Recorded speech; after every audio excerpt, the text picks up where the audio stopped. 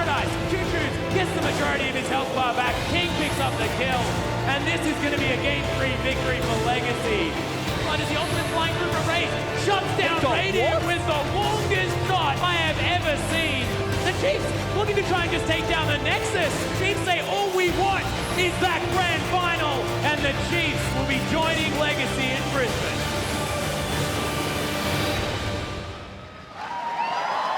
Welcome to the 2016 OPL Grand Final.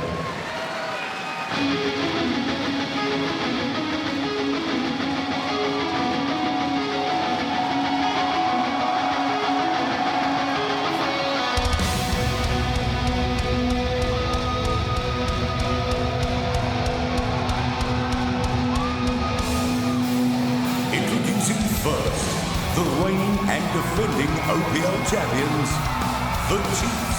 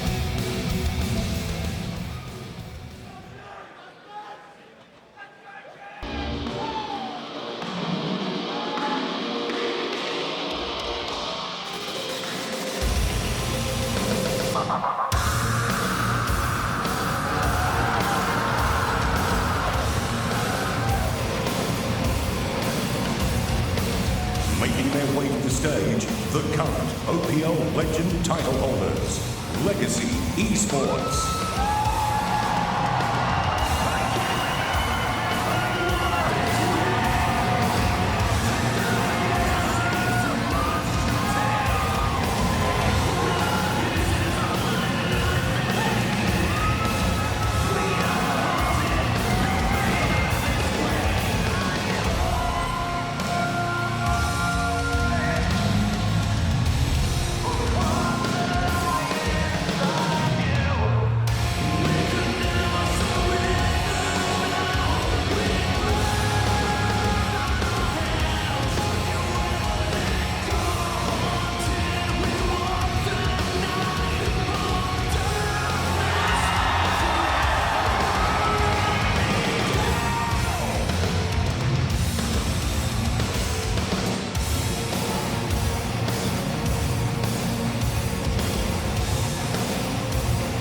Oh my goodness, Carbon holding up that OPL Legend belt, looking so intimidating. Welcome, ladies and gentlemen, to the Courier Mail Piazza here in beautiful Brisbane. I'm, of course, Max Atlas Anderson, joined by Zach Rusty Pie. How you doing, man? Fantastic. Happy to be in the home state of Queensland once again, but the crowd speaks for itself here. This place is awesome. You guys are incredible as well. Hope you guys are having fun at home at the same time. And it's happened again, Rusty. It's another Chiefs Legacy final.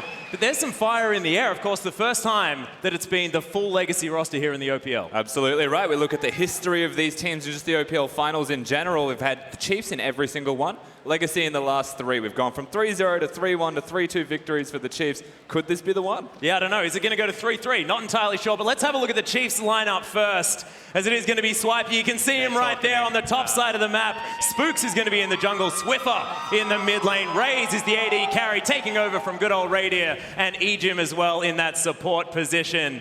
And the Chiefs looking dominant, but that late switch of Raze has raised some eyebrows. A very big question mark taints this team right now. They've got Raze. They want him to be an international star for the team, but they have to get to that international stage first. And no further ado, let's actually just move over to Legacy and go through their roster. We've got Tally in the top lane. fantastic top laner in his own right. Their jungler Carbon holding that title. He was so confident himself. Oh, yeah. That's a team with shoes in the middle lane, no longer mediocre. AD carry King support Kuden. Yeah, and Kuden actually is a player that I really want to talk about as well, because Kuden's performance in their semi-final against AV was unbelievable. This guy really made a name for himself, and that is exactly the time when you want to do it now moving into the grand final. You can see them on your screen now, and you're absolutely right. Kuden's the young blood of the team, much like Raze is for the Chiefs.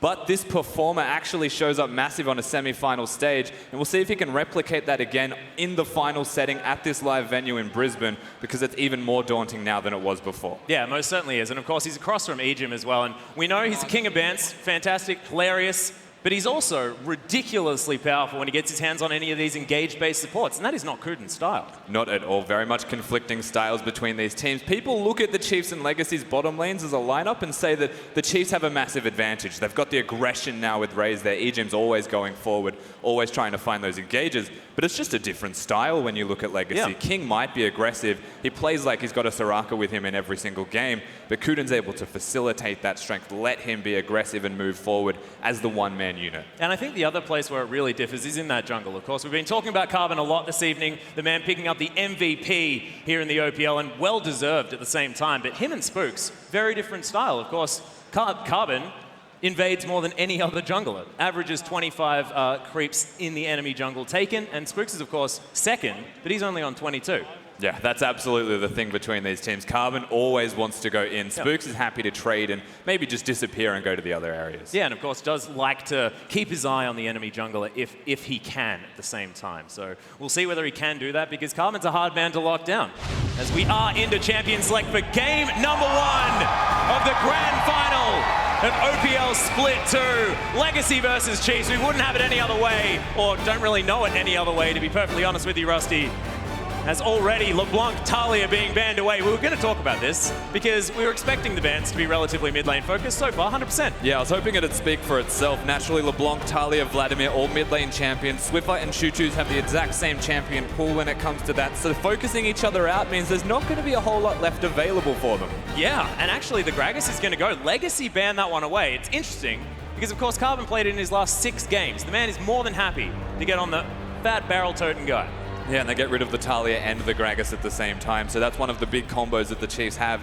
No chance of them seeing that now. And Legacy getting rid of one of Carbon's champions maybe defaults to something like that Rek'Sai, because he basically plays every champion like it's Rek'Sai. Yeah, exactly right. As Jhin is going to be the final ban there for the Chiefs. Of course, Raze plays a phenomenal Jhin, but just very strong at the moment in general. And there's the Cassiopeia. We were talking about the shared champion pools of these mid laners. That is certainly one of them. Choo-Choos, he's the one that debuted here in the OPL, but Swiffer has a 100% win rate on the champion over 4 games. Yeah, both incredible Cassiopeia players, and yeah, Choo-Choos has definitely stepped up to the plate. Took one of the big remaining mid lane options. Naturally, there is still the Victor that you can go towards if you're Swiffer. No real need to lock that one in yet, however. What we do see is a ridiculously good first pick for Legacy. Yeah, you most certainly do, and we'll see exactly what Swiffer is going to take into it. Still definitely a few options. Malzahar probably not being one of them, as he has been touched on this patch. And that shield is not going to be as effective as Swiper, of course, hovering Tryndamere, his favorite champion. He's not going to play that. It's usually the Tryndamere and the Alawi, and then he locks in the actual champion. Of course, we'll very rarely see him even want to play Tryndamere anymore. It's no longer a tank. Yeah. And he plays only tanks. And Aurelia. Well, Gnar is actually going to be picked up here, and there's the Karma, possibly for Swiffer. I wouldn't like to see Ejim on. It doesn't feel like an Ejim champion, but definitely strong couple of picks here for the Chiefs, but maybe showing their hand a little bit early. And that's because it's not an Ejim champion, right? Plain and simple. We've got ourselves Swiffer's champion right here, and I will be surprised if it is anywhere else. The Gnar also has the ability to team fight, can split push, should be able to combat what Tally will have to offer regardless of what he plays now. However, Aurelia is quite good into Gnar and should be considered here as a pickup for Tally. Yeah, well, that's exactly right. And Swiper has been showing such fantastic games on the Aurelia at the same time. It's interesting that he'd pick a champion that has struggled in the matchup. But we'll see what Legacy decide to take now that they have their next couple of picks. We'll see whether they stick on the short range. Of course, Cassiopeia are not necessarily known for long range. It's Carbon and choose now to make up their minds. They could just go for their support jungle pick here and not reveal anything unless they have a particular strategy that revolves around the Cassiopeia, and this is one of them. Well, it is going to be King on the Lucian. He's come to play in game number 1. Of course, you heard Raze, the guy that just said, well, King just can't carry. And it was pretty short. We'll see what it's going to be as Ergot gets a bit of a cheer.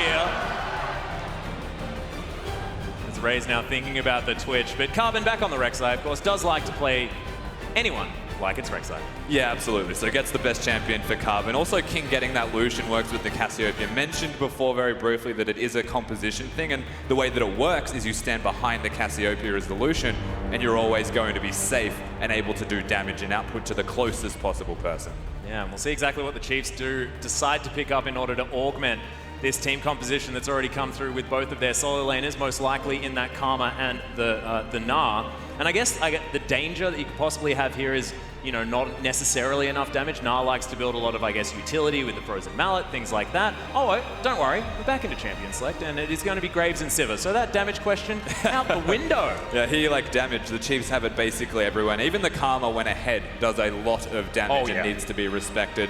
The Chiefs' team composition now has fantastic output in multiple areas. They have multiple strategies they can put in place now.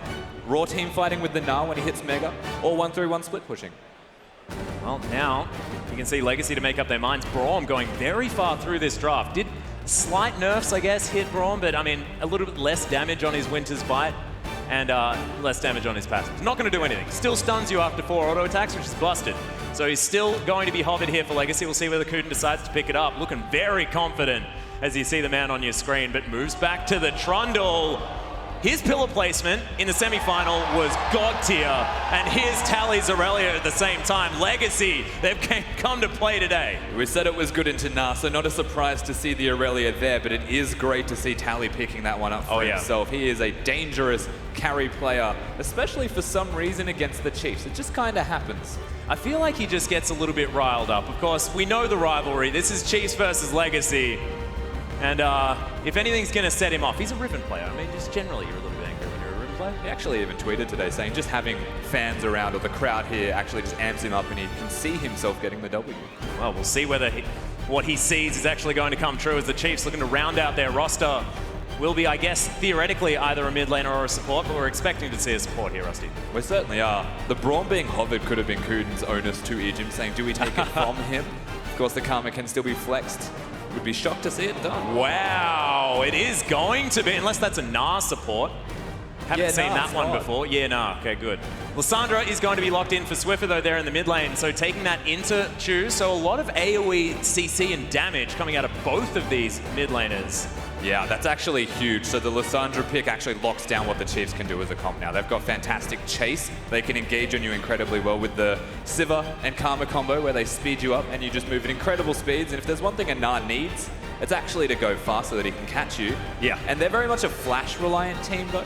So every time that flash is available, the Chiefs will want to 5v5. Yeah, and this is actually a really old strategy. We've seen Lissandra Gnar picked up across the world, and it was possibly about a year ago now, something like that, maybe a little bit less because my memory's terrible, but Lissandra Gnar has always been something that works out very, very well, just because you can layer so much AoE, and if you get that big Gnar on Swiper into a wall, then there's a high likelihood everyone just dies with Graves, Sivir, and Lissandra to follow up with the damage. Yeah, pretty much. You hit one, you hit both. The Chiefs' team composition is very much dangerous, Atlas, but Legacy do have an answer with the Cass.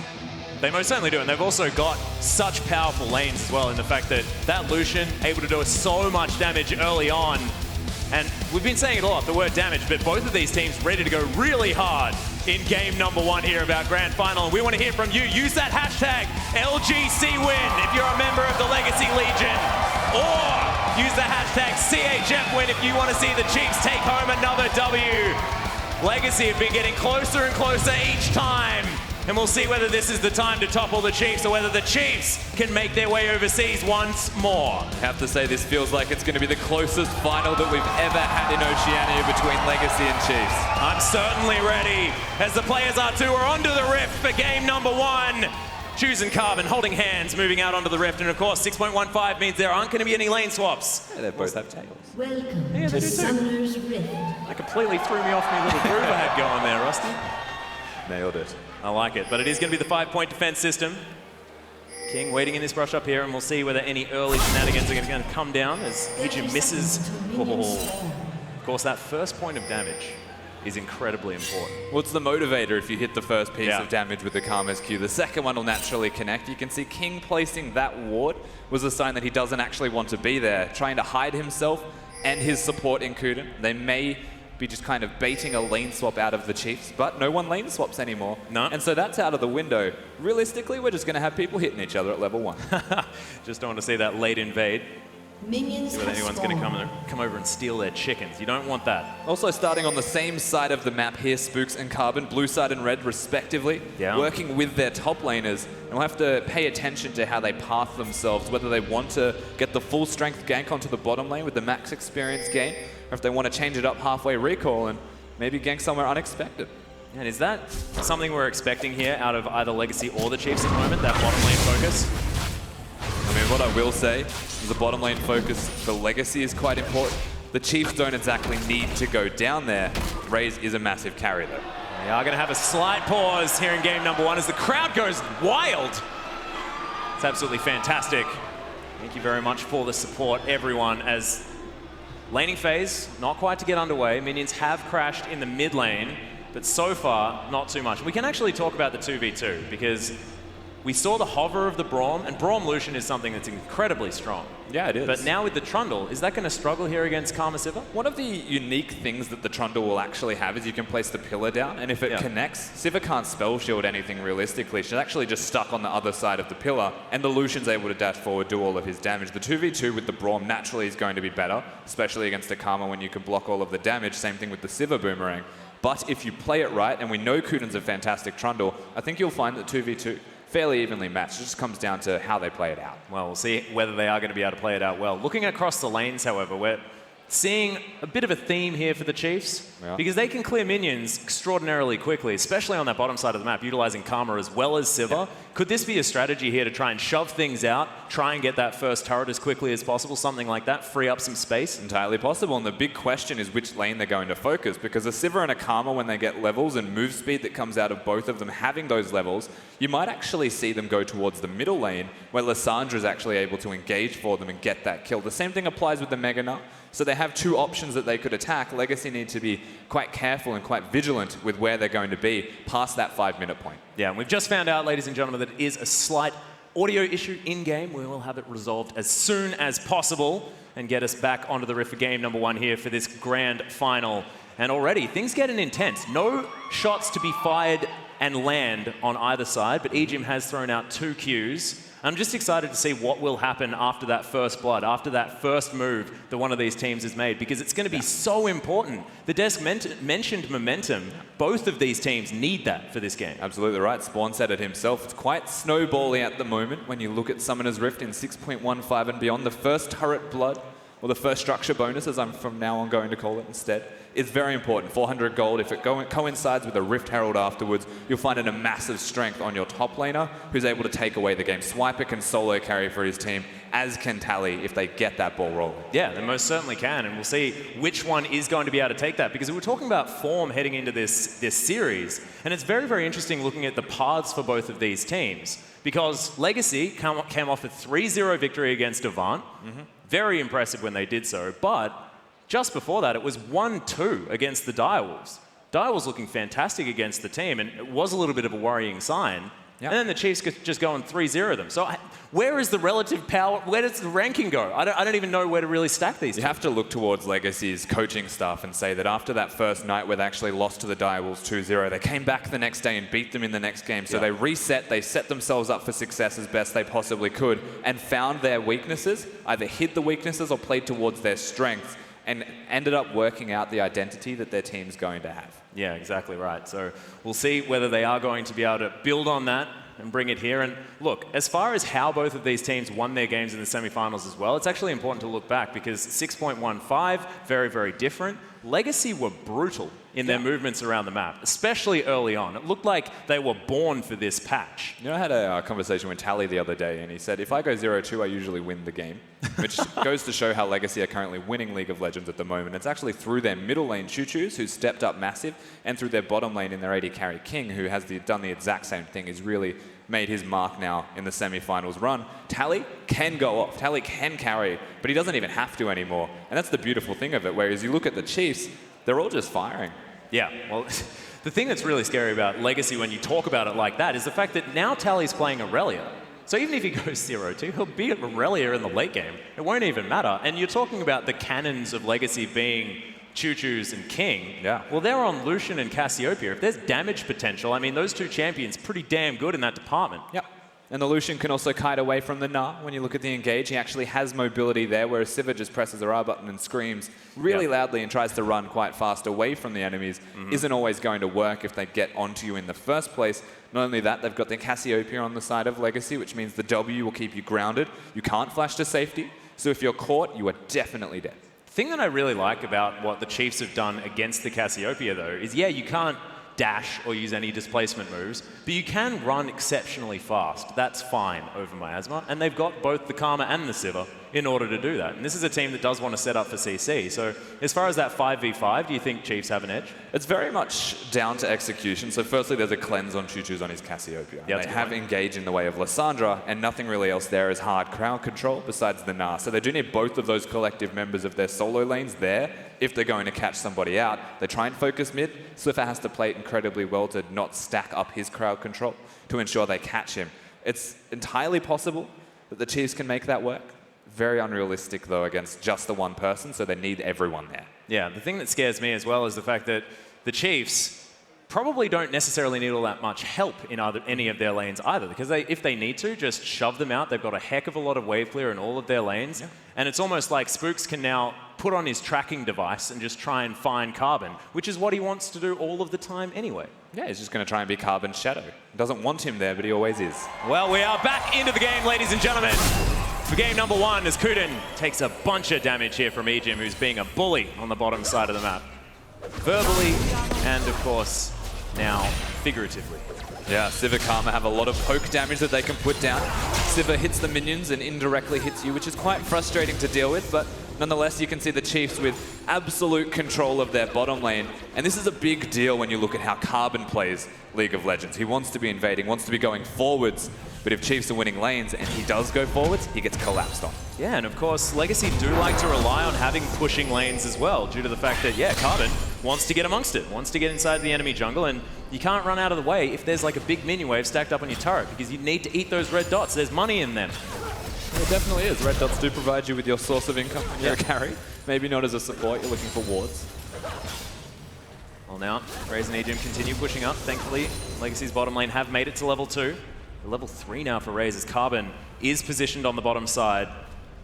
Spooks as this Graves. Not a lot of mana, but does now have a blue buff. The A-OK, Carbon doesn't quite find the Prey Seeker, and now Spooks is going to find him. Bullets go in. Red buff is slowing him down. End of the line, doesn't get the second tick, but Carbon has to tunnel away.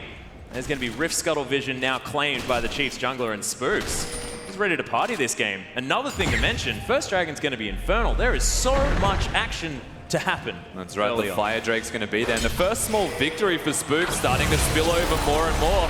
Carbon trying to take too much of his own jungle. Spooks is making him pay for it. Yeah, it is going to be the smite used by Carbon. Does secure himself that Raptor camp. One little popcorn chicken going over to Spooks. Throws down his W. We'll just run around a little bit faster, but Ejim with a lot of damage onto King. Kuden now could get snared up. The minions are helping out here, but Good Pillar does get the disengage in favor of Legacy. Yeah, Legacy aren't going to die, of course. Whenever Trundle has that pillar up, he can run away as Spooks is just being a pest. Talk about tagging the jungler of Legacy. Yeah, fine. He's about to find him here as well. This blue buff's in trouble. End of the line comes in. Flash from Earth Blood, and Spooks locks it down. Spooks does not relent in this jungle right now. Finds him on the other side and says, well, he's a blue buff. Time to make him pay for it once again. That first blood is really important for momentum for the Chiefs jungler. Spooks, no doubt, was yelling his heart out. Yeah, and all of a sudden, that's a 3-buff start as well. Chiefs in a very good position. Of course, no flash now available for Spooks, but he's going to be more than happy with that. Now, once again, Pillar goes down. They're looking to lock up Ejim, who takes a fair bit of damage. Kuden as well, and they're just fighting a minion wave. Yeah, that's the way Sivir does things towards you as well. Every time it crashes under the turret, you can throw down your damage onto them, or you can just try and take that structure out. Remember the importance of the first turret blood. And so every bit of damage you put down onto those objectives is very beneficial. Yeah, well, Swiffer going to teleport onto some Miasma here. Now has himself a Negatron Cloak. Isn't going to be too worried about Choo's damage. Isn't going to have a lot of damage himself. Now Tally and Swipe, we're just going to check in with the top lane. Are you expecting too much action here, Russell? I'm honestly not expecting a whole lot. Of course, Aurelia does do well into that matchup. You can burst the Gnar out when he's in mini form. Just go through the minion wave and get towards him. But I'm looking more at the first recall for the top lane when there's a sheen there for Tally on that Aurelia. Well, he's actually going to recall right now, so you may have your wish this instant. Heads back home. We'll see exactly what he wants to pick up. That's going to be the sheen. Rusty the Prophet blow. still here. Tally top lane. Your first test, you bastard. Fantastic. Carbon now. He's going to clear out this Rift Scuttler on the top side. Now trying to get himself back into this game, into the swing of things. And the enemy jungle, coincidentally, placing vision because Spooks Yep. just keeps coming into his.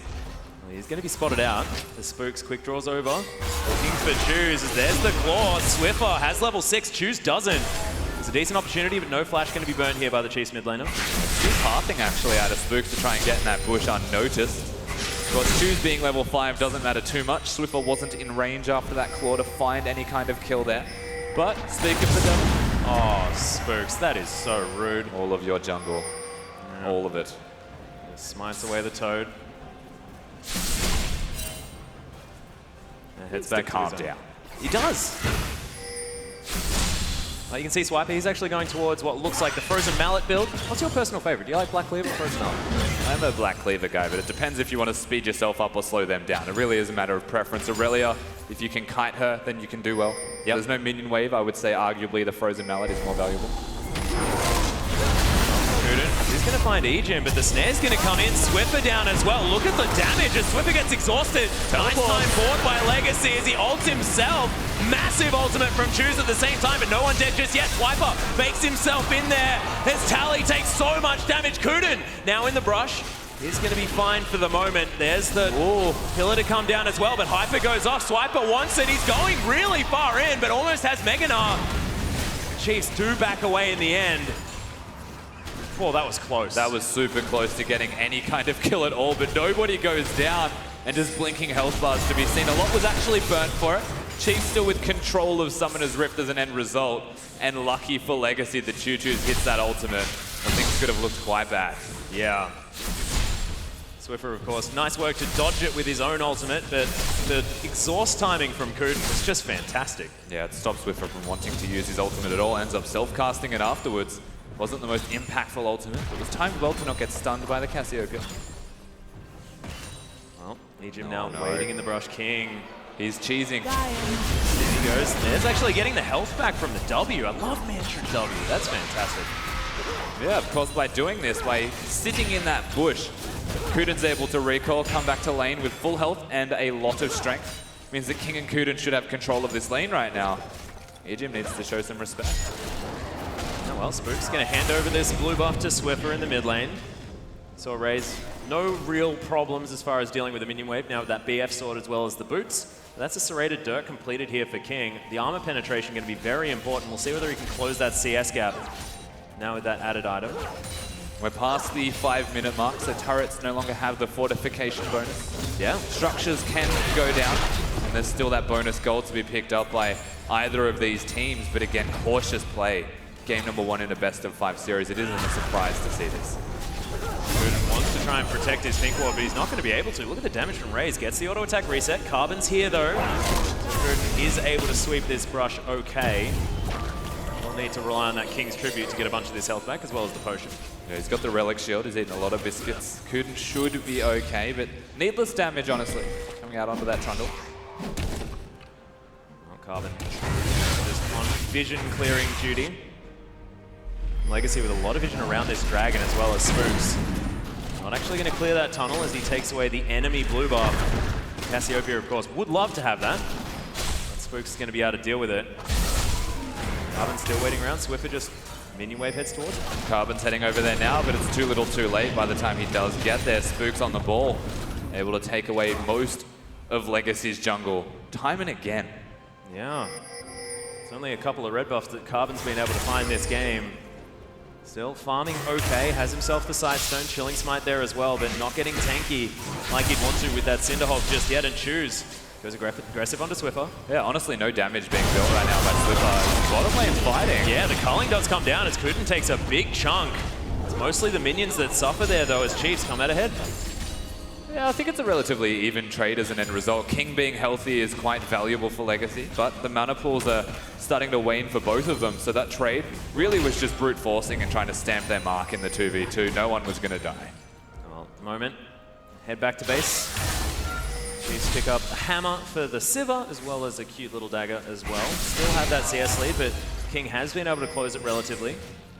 Swiffer continues to shove things out here in the mid. And Spooks is massive. There's Berserker Greaves and he's almost at his completed jungle item. This is a big Graves. And if Carbon's ever found him, which they have now. Speaking of which, there's the Frozen Tomb. Spooks gets a quick draw over. Carbon flashes out of the way though, and Choose provides too much of a threat. Nice escape, as Swiffer was thinking about following, but decides not to. Yeah, throws out the claw for good measure, but doesn't follow that one up. No mana to his own name at the moment. We'll have to go back to base eventually. Choose the saving grace of Carbon right now, who is not having a fantastic game one, simply because Spooks is having a great one. He most certainly is. And Spooks is doing a bit of a Carbon here as well. Inside the enemy jungle, very, very early on. Taking Carbon down at his own game as now Raze and Ejim make their way back into the bottom lane. Item Spike now being matched somewhat here by King, who almost has that Ghost Blade. Yeah, big power spike to be seen from that Lucian once he actually has it. Of course, picks up another longsword to be as efficient as possible with his items. Anyway, it goes after that one, most likely the Black Cleaver. Yeah, it should be. King just has to deal with giant minion waves over and over again. Raze not really letting him have too much fun in any 2v2. Swipe has completed the Frozen Mallet. That's the thing, he's going to be perfectly fine farming. It's around this time when they want to utilize that Lucian who's been farming up, and Chiefs are the first to actually say we want the Drake. He's getting chunked out. All of that vision just left there for Legacy, as this one is going to fall down. Spook's able to lock it up. Legacy just battening down the hatches for the moment. Not wanting to fight this Chiefs lineup, despite the fact that the Chiefs, it's only 100 gold. There is nothing in it here at 12.5 minutes. Yeah, and they're still going to be trading. They hear the scream of the Drake dying, so they move over towards the Rift Herald. We haven't mentioned how good Legacy are at taking out neutral, but once that Baron spawns with a Cassiopeia and a Lucian in their composition, they can shred it. Certainly can, and what's going to go over? Swiper with good position on the Meganar as ultimate goes down on the bottom side. Good snare onto Kunin, who's using the subjugate to quite great effect, but there's a flash. My God, the damage, and Swiper's taking out Carbon as well. On the top side, it's a double kill? What is going on? Swiper just gets him in the pit. Swiper gets 2 kills onto the people doing Rift Herald. Not done. Choose is here. Nice stun comes in as Swiffer trying to save his top laner. He's still alive. He's slowed. Oh, this is ridiculous. That is exactly what the Chiefs want in this game. That's a momentum builder across the board. Not always ideal to fight on the entire map at the same time as a split unit when you've got a team-fighting team, but you can see it here. Massive plays from Swiper. Swiffer comes in to make sure it happens, and Choose was close to getting these kills. But close is not enough, unfortunately, and Legacy now, they were dead even in gold until that moment. That flash, unfortunately, wasted. Yeah. Did like the idea out of Choose, but unfortunately didn't pay off. Now Choose to clear up this minion wave. I mean, you did mention Legacy do have a heck of a lot of damage, especially at late game neutral control, which is something that they have been able to find a lot of strength in. It is only 3,000 gold lead here for the Chiefs. It's just massive that the top side of the Chiefs is successful at the moment. This is Legacy's recipe for success. You've got Raze who can step up and be huge on the side of the Chiefs so they can carry in every single position, but you do rely on Choo-Choo's being big, and he's being kept down. He hasn't actually found those kills. Tally is now in a hole. Yeah. The other thing we have to mention is the fact that first turret did fall down in favor of the Chiefs on the bottom side. That is why these duo lanes are now on top side. Of course, Raze shoving that minion wave into King and Kunin. Also just don't think Swiper really, or Tally rather, doesn't want to 1v1 Swiper. That would be dangerous. He'd be asking to die. And only now, because the wave is super pushed and Swiper doesn't have vision, he's showing respect, will Tally be able to farm like this. At the moment, at least, has that level advantage, having cleared out that big wave. I'm going to pick that one up. Raze poking his head in. He's going to find too much. Good circle across there from Swiffer. Locks down Carbon for the moment. Eats through that rage bar. Will keep himself healthy as the blue buff should now go over to Choose for the first time. Yeah, Choose is going to be super happy about this. Of course, means the Cassiopeia has a lot more lane control in the 1v1. Would have liked it earlier, and now that there's Abyssal Scepter available for Swiffer, it's unlikely that he will actually die to the damage of that cast. It's more about, can Choose keep up with wave clear at this point and actually roam around the map and help Carbon? Yeah, and you can see Swiffer as well actually going for a lot of cooldown reduction, wants to make sure he can instantly clear this wave as quickly as he possibly can with those Qs. And it's such a simple concept in this game, but I feel like through laning phase, the Chiefs have actually completely outdrafted Legacy because this plays towards their strengths. They'll get themselves ahead towards the late game as these two. Yeah, this is not Chiefs getting ahead as Swiper bounces himself over. Actually looks for the Hyperproc and gets it there. Tally doesn't find it. You can see Swiffer, yeah, he's coming in. That cannon creep goes to waste. That is not what you want to see. Yeah, Choose always late to the rotation just because he doesn't know where they're going. Vision control still quite good for the Chiefs. Oh no! Oh no, bit of a bonk there from King. He doesn't get over the wall. Ejim safe for the moment. Yeah, unfortunately, King headbutting the wall. Doesn't get him a kill. May not have found it anyway. Ejim still has both summoners up. And that's a dangerous thing. Look at the summoner difference in these bottom lanes that are upside down. Yeah. King and Kuden still waiting for that one. There's the Mantra Q one more time. King just forced away from this minion wave over and over again. You can see Raze not even shoving this one in. They just know that they've got so much control and they've got a jungler. Yeah, Graves sitting on the pink ward. Of course, we'll see junglers now matching each other on the top side of the map, both in the right place at the right time. Over now, Carbon. Oh, Spooks actually stopping. As another ward comes in. The ward battle. Everyone just sweeping as much as they can. King wants to make sure he's not dove. Just culls that minion wave. He's going to be able to reset. And this is the big thing. We spoke towards the wave clear that the Chiefs have. Look at Legacy's wave clear. Cassiopeia doesn't have a blue. Can't clear as efficiently. Well, Spook's actually taking a lot of damage there from Choose. Be a little bit careful with that positioning. Yeah, of course, a lot of damage still to be seen by the Snake Lady. Same thing applies for the Lucian. Legacy could skirmish. They could look towards 2v2s or 3v3s where the Rek'Sai is influencing. They just haven't found it every single time they try. Spooks is besting them. Oh, King taking a lot of damage there from the Boomerang, and Kuden is going to get... Oh, no, close to snare. Doesn't. Subjugate has to be used, and Carbon actually can't find his way in. Yeah, it still doesn't say go. The Rek'Sai not able to find his way in. Just hanging out. And was that probably because King took too much damage? I mean, potentially. There's various reasons for it. He also doesn't know where Spooks is. Was perhaps waiting for the Graves to show up for a dive. As Swiffer, speaking of dive. Yeah, exactly. Kuden has to flash out of the way. Lots of respect for Swiffer's lockdown. But that's going to spell the turret here for the Chiefs. Swiffer always managing to get something from these movements. Even if it is just saving his top laner's life like before. They will take down the turret. Now Kuden taking a lot of damage. The Chiefs just get rid of it and move on. They always feel one step ahead right now of their opponents in Legacy. The Chiefs are looking fantastic in this game number one. See an Infernal Drake to back with his Kuden's caught. Yeah, caught out of position. The exhaust isn't going to be enough as Raze picks up the kill. We'll just go back with a little bit more cash. And Swiffer's everywhere. Yeah, you want to talk about Chiefs cheese. Egypt's put it to the wayside. It's now Swiffer's turn to feign that he was going back towards the middle lane. Spooks is actually a mid laner and Swiffer is the effective jungler right now, if you've seen the past 2 minutes of this game. Yep. But it's working. Yeah, Graves, of course, has a fair bit of wave clip. It's absolutely fine. And it's another Infernal Drake as well. Chiefs heading over. Should be able to lock this one down as Carbon's on the top side. That is... RNG is in favor of the Chiefs today, especially in game number one. Yeah, this is about as simple as it gets, honestly, for the Chiefs. Drake to Drake, no contest on either of them. And this is something that Legacy want to be contesting, have not found an opportunity. Even with item spikes, even with a lot of strength that they now have individually, they just can't do it. Well, Choose is going to be the focus here of this team. He's ahead by over 20 CS. Swiffer now spending some time getting his blue buff, but this Lissandra has been moving around the map, not necessarily staying in lane, and the Cassiopeia has been able to farm. Is she going to be the ticket here for Legacy to get back into this game? Usually you'd say yes, but because the CS isn't that big between them, right now Swiper's going. Yeah, and the teleport's coming in from Swiffer as well as the Transcendent Blades come out. Nice hyperproc as Swiper is going to speed himself up. Equilibrium Strike comes in eventually. Is now Tally dashing around, but it's just not going to be enough. And Swiper gets the 1v1. Wow. He actually got vision cancelled on the Equilibrium Strike, couldn't get out safely because the auto attack slowed him down further as the Chiefs, big rotation to this middle lane.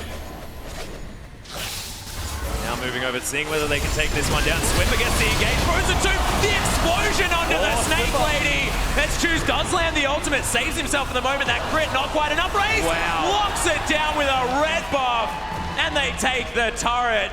Chiefs look to be able to do no wrong.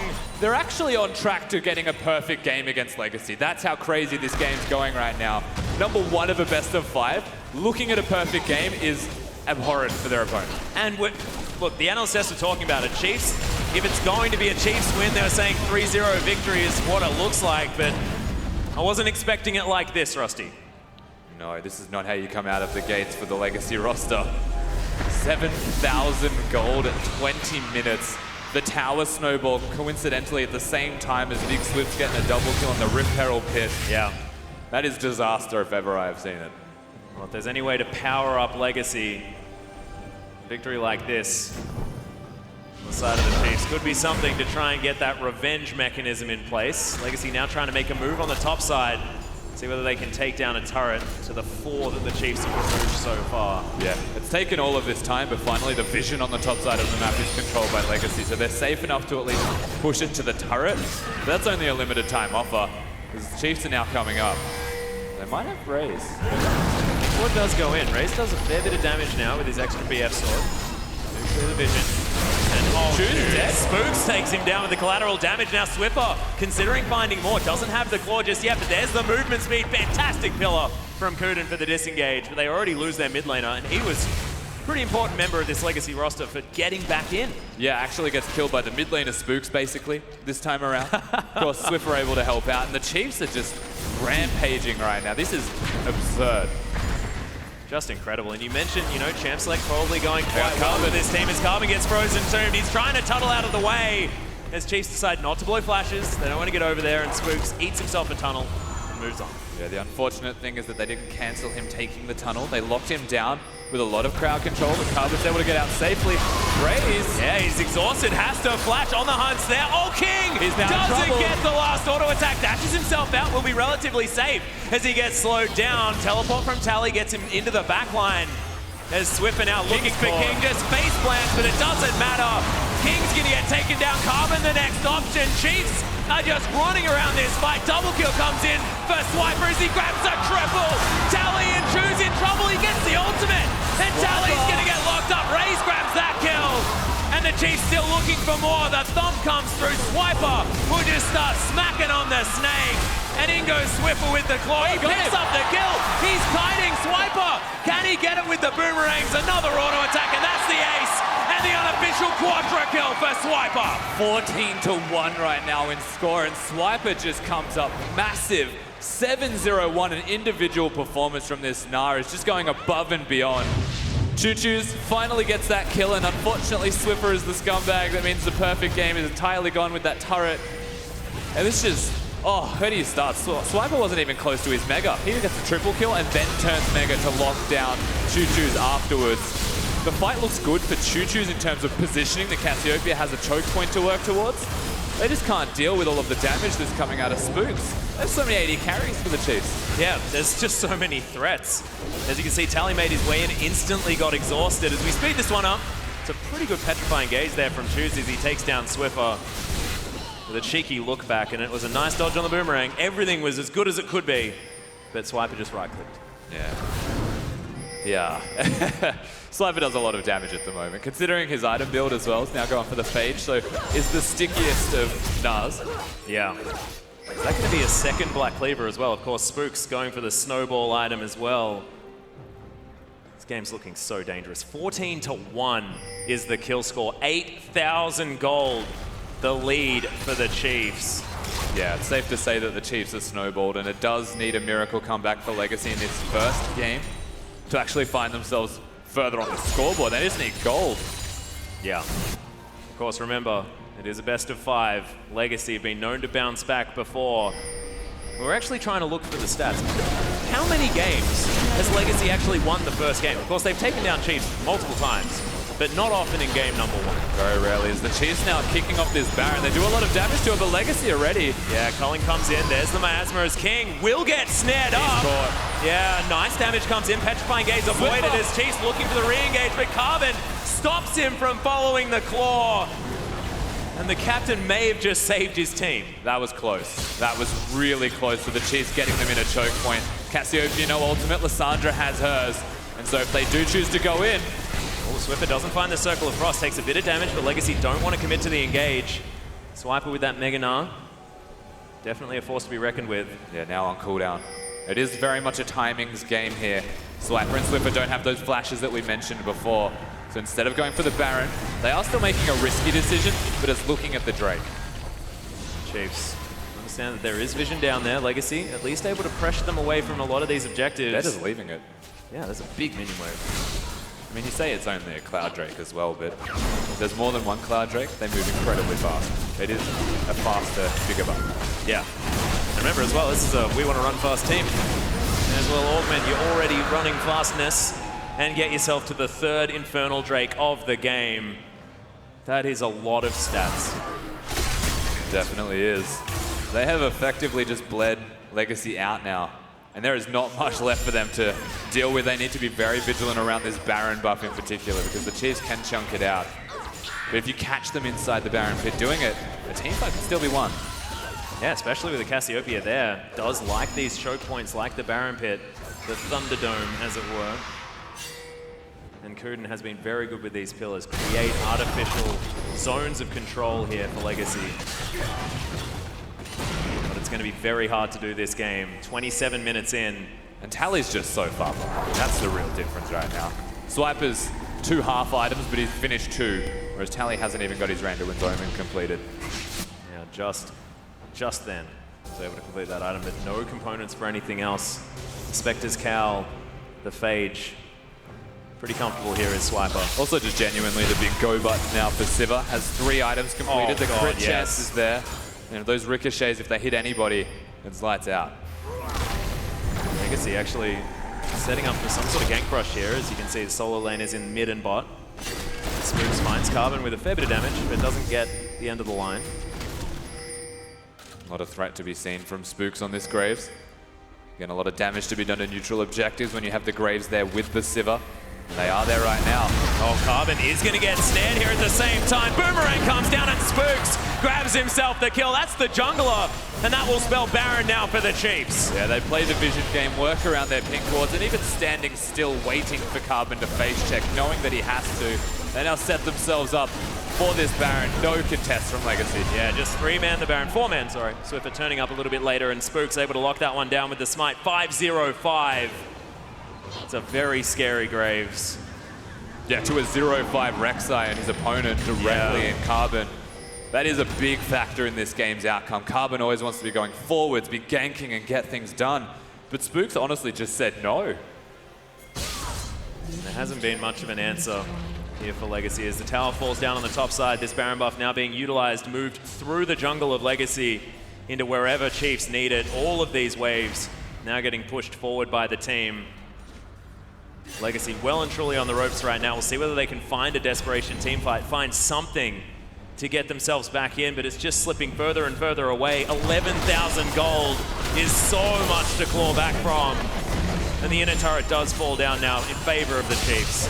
And Swiper's been collapsed on the bottom side, but does create a lot of distance between himself. Got no base left. Yep, inhibitor turret is going to fall down. Raze tanks a lot of the culling, but the damage is being done. Look at the ricochets and the boomerangs from this Sivir. Legacy haven't lost an inhib yet. That is a good news story. Trundle pillars off Swiper and he turns around and says, all right, let's fight. They all run away. It's still very convincing here. This is Baron buff. They should be able to push into the base of Legacy. Yeah, there's the engagement potential from Ejin with the movement speed, but doesn't decide to go for anything overly aggressive. Swiper now a little bit exhausted. Mininar is going to be there for a little while longer, so not wanting to engage on anything, and Chiefs looking to spend some cash as they go back home with those powered recalls. Yeah. Swiper not having his flash, having used it on the bottom side of the map was a good move from Legacy. Making him lose that summoner spell means his engage is lacking, so it does come down to Swiffer. And if he can actually get it done, Lysandra fully set to go with that zone use, can go forwards and actually make the plays. Yeah, just going to augment that blasting wand as well. It's going to be a death cap. I was wondering which one he was going to choose, whether it be the Void Staff or the death cap, and Swiffer, of course, decides he wants more AP. Scales quite well with double Infernal Break at the same time, might I add. And there's not a lot of magic resistance on the opposition side. There is now, but there wasn't. Yep. Of course, referring to that QSS, the King will definitely need if Swiffer's going to be able to find him with the ultimate. Which is a snowball as well. Yeah. Do as much damage as possible. Obliterate someone's health bar. He was already doing that. Now went back with a heck of a lot of money. As King. Possibly a little far forward here as Spooks just walks straight to the turret. Couple of bullets in there. Raze just locks it down. And the inhibitor just going to be taken by the looks of things. Carbon looking for the engagement. Finds Spooks. But oh my god! Collateral damage not enough to finish him off, but Carbon definitely not going to make that decision again lightly as Tally getting 1v2. There's the Frozen Tomb. He just explodes. Pop goes to the Tally as Choose now off to the side. Spooks grabs the kill. Ejim flashing forward as Carbon looking for the flanking play. It's going to be difficult to do so. Boomerang for so much. Swiper turns up. It's going to be the double kill for Spooks. Now the Chiefs looking to lock down the base. And they still have the Baron buff. 18-1 is the score. And this should be the Chiefs winning game 1. Nexus turret number 1 falls. Nexus turret number 2 will be dismantled. The Nexus to fall in the end. 31 minutes. And game 1 in this grand final going to go to the Chiefs. Extraordinarily convincingly. That's the statement, if ever I have seen one between both of these teams right now. Legacy do need to go back and reset. Go to their backstage and think about where it actually went wrong. But all commendations to the Chiefs for that game number 1. That was clean. It was certainly clean, but are we looking at this saying, yes, it has to be reset and there are obvious things that could be changed now for Legacy moving into game 2? There's definitely things that they should be able to fix coming into this second game, absolutely. But for now, we should be looking at what was a fantastic game number 1 out of the Chiefs. Yeah, unbelievable. And Swiper as well, catching Legacy out at that Rift Herald that was supposed to be the trade in order to get something back for the Dragon. Losing 2 people, Swiper being able to lock up so much damage, Swiffer being able to move around the map to everywhere. And we've been talking about a lot of the other players here, but Swiffer hasn't necessarily been known as a super roaming mid laner. Yeah, it's usually Choo-Choo's who's the roaming mid laner, but it felt like Swiffer was honestly Twisted Fate throughout that game. He was everywhere and anywhere at the exact same time, always counterplaying the opponents, always making the positive moves and getting the ganks off successfully. Yeah, it was brilliant play out of the mid laner from the Chiefs, but we are going to throw it back to the analyst desk to break down that first game.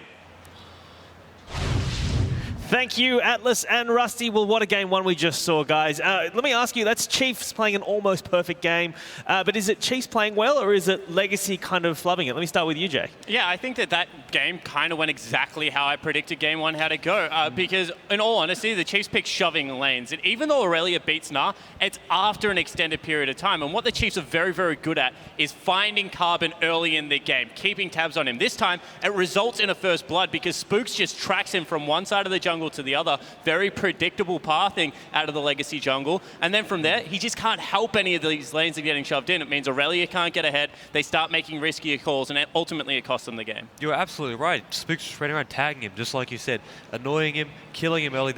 It actually looked to me like Carbon caught vision of him and didn't react in time. I don't know if that's nerve issues, because that's what the whole game felt like to me. Chiefs played phenomenally. They played their perfect game. The experience showed, right? You have 4 veterans. They're all really good. But Legacy looked like they had nerve issues. It looked like they didn't really have a shot caller. Some of their plays, like Kuden going in, Carbon not going in and following. What is happening there? Is that nerve issues, or is that just unclear calls? I think a lot of it was unclear calls. I mean, you see in the top lane where, Tally tried to get the turret, but everyone just left him. Yeah. And they wanted him to bounce in a very, very greedy situation. And what happened? Swiper showed up, they started pawning on him. The port didn't even go through, and Swiper just solo killed him. And you see they try to do Rift, and then Swiper comes in. That was the real clincher of the game. Once Tally doesn't go off, once Swiper wins that split push in at 4-1 that Legacy tried to get themselves into, they just lost the game. And that was basically the clincher of the game. Yeah, and he's able to build Frozen Mallet, just walk him down. There's no fear in him once it gets to that point. And when there's no fear in a comp that looks like their goal might be to 1-3-1 or something of that matter, they're forced into a very, very simple playstyle to beat, and that's all Chiefs do is just walk around, kill them at every option, and it's game over. Well, Jake, when we were watching that just over there before, you were going off at one particular moment in the game. You just saw a bit of a team fight ended in a multi-kill. Why don't you run us through that replay, Yeah, the thing that really confused me about this as we bring it up onto your screen is the fact that Legacy, even when behind, are normally clean team fighters. So what you see here is that they actually extend onto Raze and they catch him out, they blow him up. Ultimately, even though Raze doesn't die, this should be the team fight going slightly more in Legacy's direction. But what's really important to note is that their teleports come through in a position where it looks like they want to fight, but both Kuden and Carbon run down. That signals to me that they don't want to fight because their supports are nowhere near them, and it results in King getting caught out, results in, Swiper picking up what is an unofficial quadra kill. But that to me, as soon as your jungle and support are out of there, you have no initiation. You have no business sticking around for the tail end of that engagement, and ultimately, Legacy just got made pay. That's not a gold lead, that's just a bad call. It feels like, it really does actually just feel like one of those classic solo queue games where one person goes in, baits everyone else on the team, and they're just going one by one. So that was a really, I want to say solo queue performance in that team fight. But I really want to see what Legacy will do game 2 and 3 now that I feel like they should get their nose out of the way. Yeah, hopefully they do. That fight, like you said, it looked like someone got caught out. King could have got out of there the way that Swiffer played his claw. He clawed on the right side of the wall, and King had the time to E down and run away. Even if he gets caught there, cut your losses. Don't take this horrible fight. That's what they were doing. They were like, oh, well, we got to fight now, right? We're already caught. What are you doing? They never win that fight. I don't think they expected to win that fight unless someone just went absolutely bonkers. So why fight after the initial catch happens? I think at that point with King, someone probably on the team made the call that said, oh, let's go in. And he's like, no, what do I do? And he just stands there stuttering, not knowing what to do, and he saw a result. And he's got nowhere to go. But the other thing is, and I want to just go back to it, is that this is a pressure game. And all of a sudden, when you're King, you're used to having two of the best peelers, honestly, in the OPL, in Kuden, in Carbon, and then you realize that you don't have any peeling, you don't have that room to maneuver. All of a sudden, Summoner's Rift is shrinking in on you. This is a high-pressure situation, and you could see that, when push came to shove, it looked like the Chiefs, they had a little bit more time up their sleeve. They were setting up very, very nicely, and Legacy weren't afforded that luxury. Yeah, like you were saying, there's no peel. That happens when you put Trundle and Aurelia in a game. When you get ahead, those champions are going to look phenomenal. But when you're behind, they look just like they did. Dismal. They were terrible. You can't peel with it. You can't engage with Trundle support, especially once you fall behind. So there's very, very little utility. The only great thing is it blocked out a Mal's pick, but it didn't matter. They just picked Lysandra and they don't care. And what really, like I said, before, they picked a comp with one win condition, with a 4-1, peel back, let Tally split push against the Gnar. You got the counter pick against the Gnar. You let Aurelia beat Gnar in a split push, win the game, but Gnar got 7 kills and Aurelia was not able to do that, and you lose the game. Yeah, but they've done it all split. I mean, this isn't something new. I mean, we're not rocket scientists here, Legacy, they're probably going to play 4-1. Hey, they were minor premiers just playing 4-1 the whole time. I mean, this is an easy game plan, to actually win out against, as we had some joggers behind us. They love Soraka. I was just helping them out there. The motivation is good. But I think that this was, once again, it's a game 1. Legacy come in with something tried and true, and the Chiefs just read it very, very well. All right, well, that is our analysis of game 1. We'll be back right after this with game 2.